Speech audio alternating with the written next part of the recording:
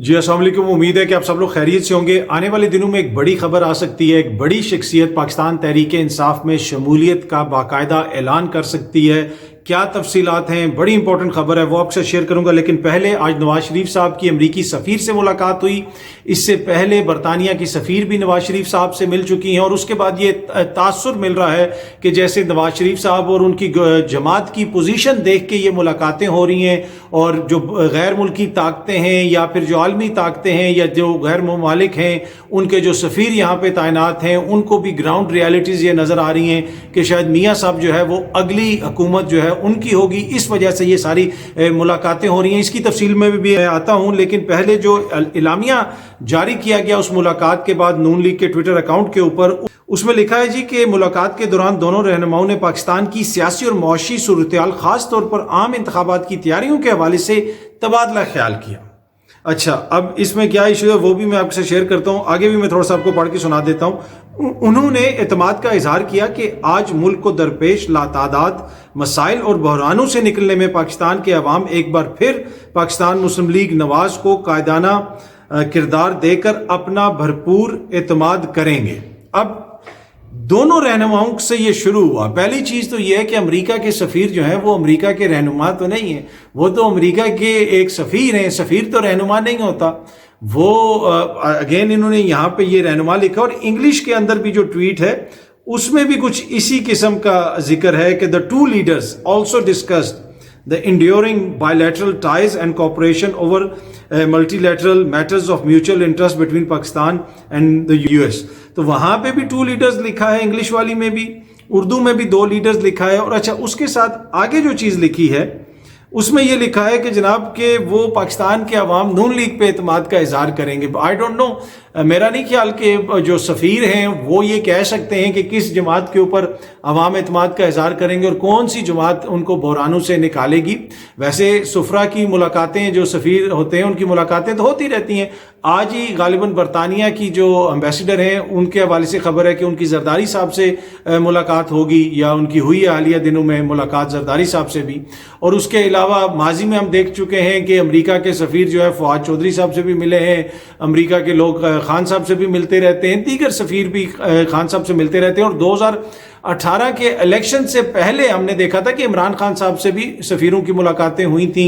उसमें जो जर्मनी के सफ़ीर हैं उनकी भी मुलाकात हुई थी, जो उस वक्त के जर्मनी के सफ़ीर थे मार्टिन कोबलर। और उसके बाद इंतखाबात के बाद मैंने उनका इंटरव्यू भी किया था, तो मुझे इस वजह से वो चीज़ याद है। पर इसको कुछ लोग इस तरीके से पेश कर रहे हैं कि जनाब ये मुलाकातें बस शो कर रही हैं कि मियाँ साहब जो है अगले वज़ीर आज़म हैं और पहले से ही आलमी बरादरी जो है उन्होंने मियाँ साहब से राब्ते करने शुरू कर दिए हैं और उनको पता है कि अगली हुकूमत इनकी होगी और अब हमें इनके साथ चलना है।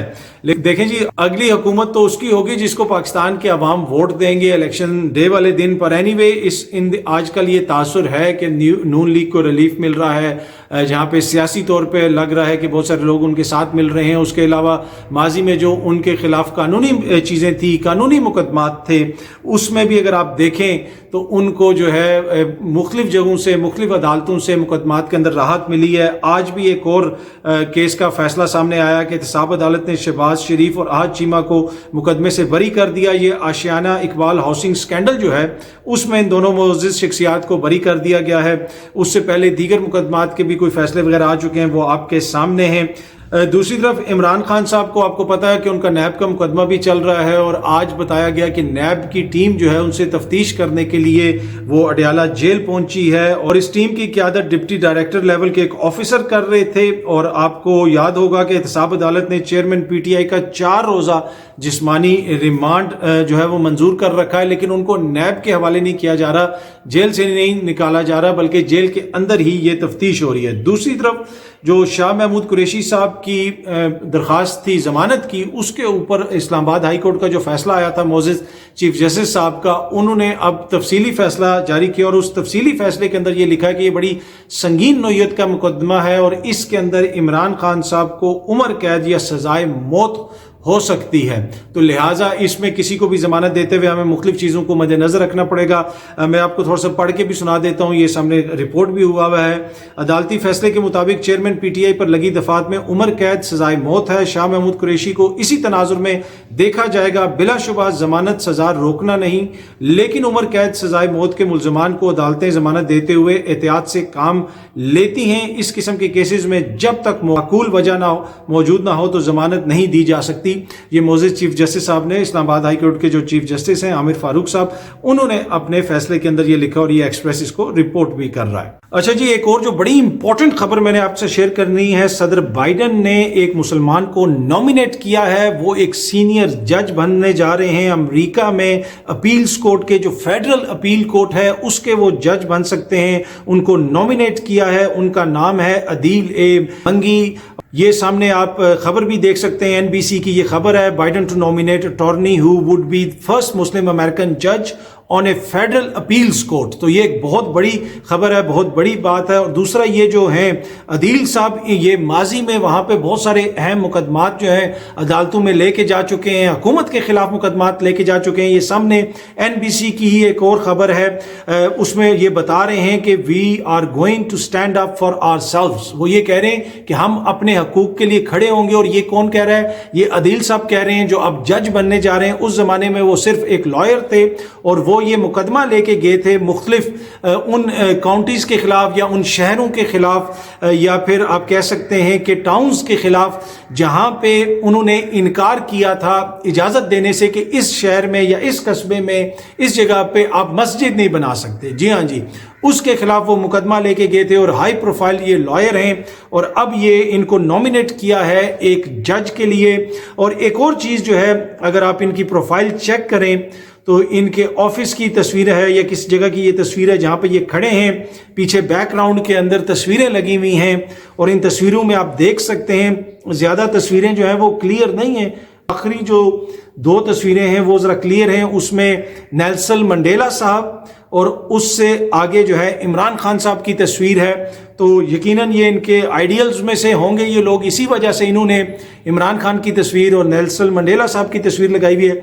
शायद इनके पीछे जो तस्वीरें जो हमें नजर नहीं आ रही हो सकता है उसमें मियाँ साहब की तस्वीर हो या किसी और मोअज़्ज़ज़ लीडर की तस्वीर हो, तो जरदारी साहब की हो या किसी और की हो, वो मुझे नहीं पता। लेकिन ये जो तस्वीरें नजर आ रही हैं ये सामने जो हैं तस्वीरें वो हैं इमरान खान साहब की और नेल्सन मंडेला की।